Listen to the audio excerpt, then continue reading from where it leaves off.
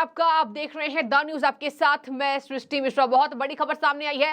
विपक्ष को अध्यादेश मुद्दे पर तगड़ा झटका बीजू जनता दल ने दे दिया है। जानकारी किसने दी है? बीजू जनता दल सांसद सस्मित पात्रा जी ने। देखिए, उन्होंने कह दिया है कि हम अध्यादेश का समर्थन करेंगे और अविश्वास प्रस्ताव का विरोध करेंगे। यानी कि बीजेपी के पास एक और वोट जाता हुआ। वोट मैं इसलिए कह रही हूं क्योंकि अभी विपक्षी पार्टी ने जो खलबली मचा रखी है, विपक्ष जो हंगामा कर रही है, उसमें अध्यादेश मुद्दे पर बीजेडी का साथ आना यह बयां कर रहा है कि यह बिल कहीं ना कहीं सही हो सकता है। और देखिए, यहां विपक्षी पार्टियों को एक मुद्दा मिला हुआ है, अध्यादेश का मुद्दा और अविश्वास प्रस्ताव यानी मणिपुर का मुद्दा। अब इन दोनों मुद्दे को लेकर लगातार संसद की कार्रवाई हंगामे की भेंट चढ़ रही है।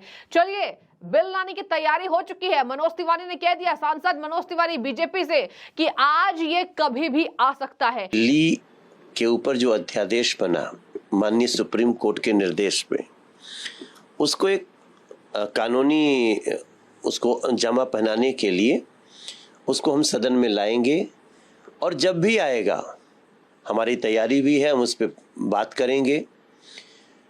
वो आज इंट्रोड्यूस हो सकता है, ऐसा मुझे भी लग रहा है, मगर ये सब लास्ट आवर में भी चेंज होते रहते हैं।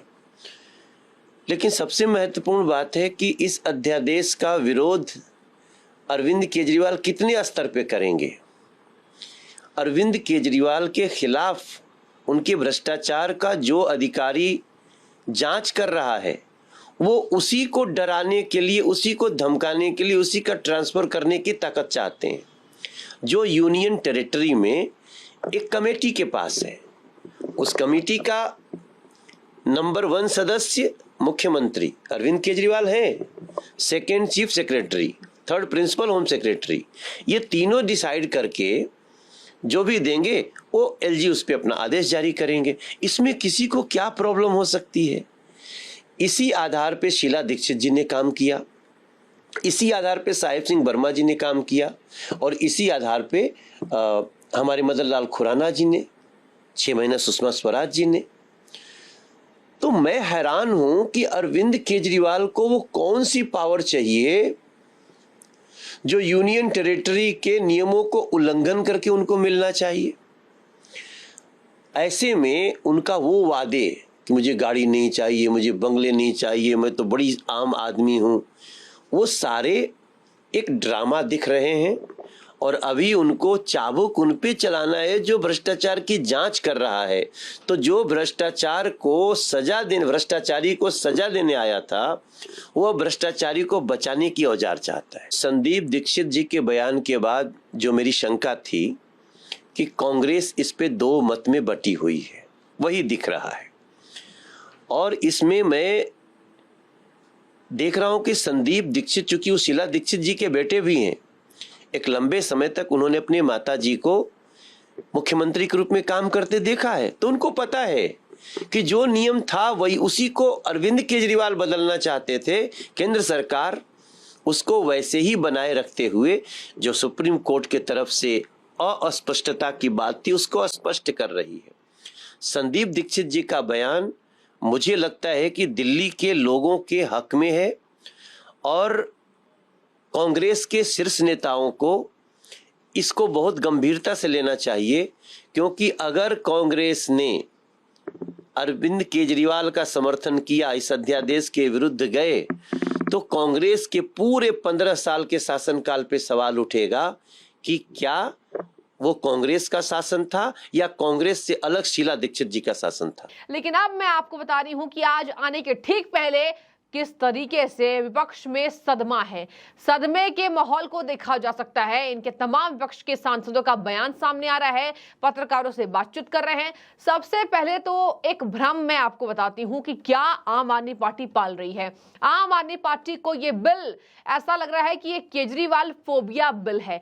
संजय सिंह ने पत्रकारों से बातचीत करते हुए कह दिया, संजय सिंह वही जो अभी चादर बिछाकर संसद के बाहर लेटे पड़े आपको दिखाई दे रहे होंगे, और संजय सिंह वही जिनको नियमों का उल्लंघन करना, सदन में कैसे बैठना है शायद ये पता नहीं है, तो बर्खास्त किए जा चुके। वही संजय सिंह, वही जिन्हें टिकट ब्लैकमेलियर भी कहा जाता है। खैर, तो देखिए, यही संजय सिंह कह रहे हैं कि ये केजरीवाल फोबिया बिल है और हमारे पास तो लोकसभा में भले उतने संख्या ना हो, लेकिन राज्यसभा में विपक्ष के पास वोटिंग नंबर्स ज्यादा हैं।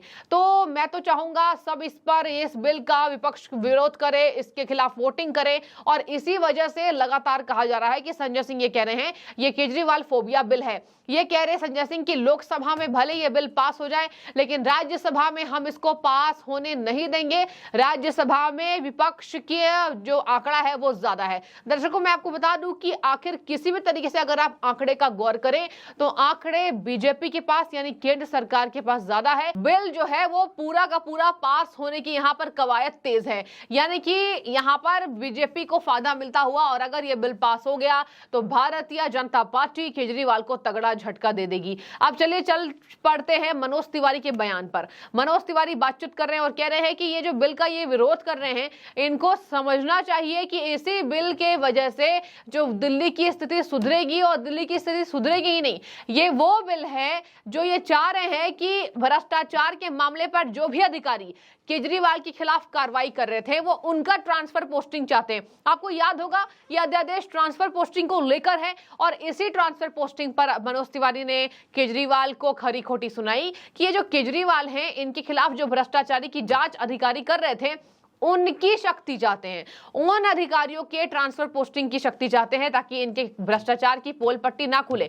और इसी वजह से ट्रांसफर पोस्टिंग को लेकर केजरीवाल सबके पास गए और कहा कि सबसे पहले अध्यादेश का मुद्दा होना चाहिए। और देखिए यहाँ पर कल ये भी कहा जा रहा था, संदीप दीक्षित, शीला दीक्षित जी के बेटे, जो लगातार केजरीवाल की राजनीति को समझ चुके हैं दिल्ली के अंदर और पंजाब के अंदर भी, और इसी वजह से संदीप दीक्षित जी जो हैं, शीला दीक्षित के बेटे, जिनकी मां मुख्यमंत्री रह चुकी हैं दिल्ली की, और दिल्ली की शानदार सड़कों का श्रेय या फिर दिल्ली को एक अच्छी राजधानी बनाने का श्रेय शीला दीक्षित को जाता है। तो देखिए उनके बेटे ने ही कहा कि कैसे समझ नहीं रहे हैं, INDIA गठबंधन ये कैसे नहीं समझ रहा है कि अध्यादेश को लेकर केजरीवाल गलत पोर्ट्रे कर रहे हैं, मैसेज गलत दे रहे हैं। और अगर अध्यादेश के मुद्दे पर जो गलत समझ रहे हैं गठबंधन, अगर वो समझ रहे हैं तो हम इस पर कुछ नहीं कर सकते हैं। देखिए यहां मनोज तिवारी ने ही कह दिया कि संदीप दीक्षित भी ये बात समझ रहे हैं, और कहीं ना कहीं उन्होंने देखा है मदन लाल खुराना ने भी इसी तर्ज पर काम किया, शीला दीक्षित ने इसी तर्ज पर काम किया,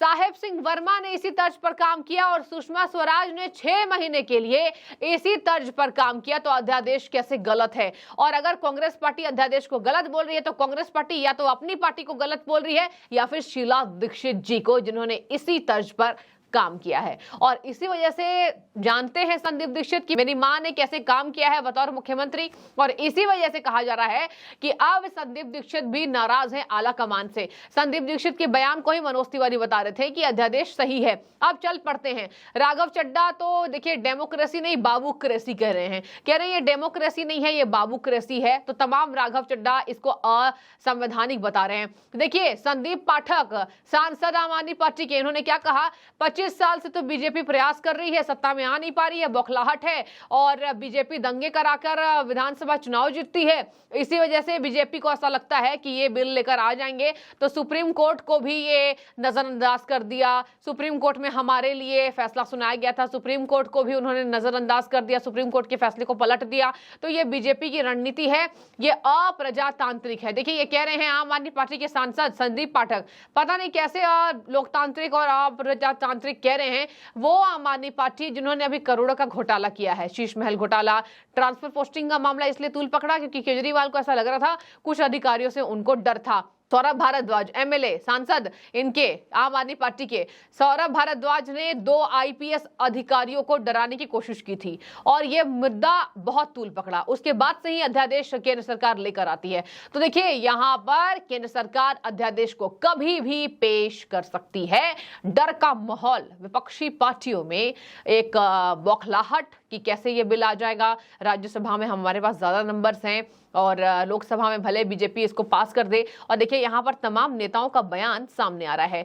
आम आदमी पार्टी का ट्विटर हैंडल जो है वो देखिए क्या लिख रहा है संजय सिंह के बयान को लेकर, माननीय सर्वोच्च न्यायालय के फैसले के खिलाफ है, संविधान के खिलाफ है, देश के फेडरल स्ट्रक्चर के खिलाफ है, कॉन्स्टिट्यूशनल अमेंडमेंट 2-3 बहुमत के बिना नहीं कर सकते हैं, लोकसभा में भले ही पास कर ले राज्यसभा में पास नहीं कर सकते हैं, विपक्ष के पास ज्यादा नंबर है। अब देखिए तमाम प्रतिक्रिया सामने आ रही है। इसके साथ आपको बता दें कि किस तरीके से शिवसेना यूबीटी एमपी प्रियंका चतुर्वेदी ने कह दिया है कि we will oppose this as today it is happening in Delhi. हम इसका विरोध करेंगे, आज दिल्ली में हो रहा है, कल के आंध्र प्रदेश, छत्तीसगढ़, तेलंगाना, उड़ीसा में हो जाए।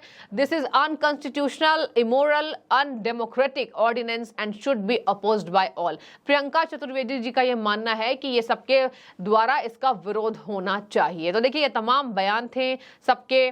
केजरीवाल फोबिया बिल बता रहे हैं, दिल्ली में डेमोक्रेसी नहीं बाबूक्रेसी कह रहे हैं आम आदमी पार्टी के सांसद राघव चड्ढा, और इधर मनोज तिवारी ने कह दिया कि संदीप दीक्षित को भी पता है कि उनकी माताजी ने कैसे काम किया है।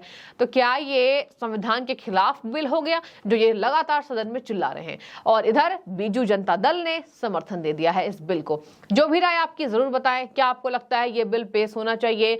क्या आपको लगता है कि अभी INDI गठबंधन जो है वो कहीं ना कहीं इस बार लोकसभा चुनाव में जनता के बीच अपनी पहचान खो देगा या फिर बना लेगा? कमेंट करें। शुक्रिया।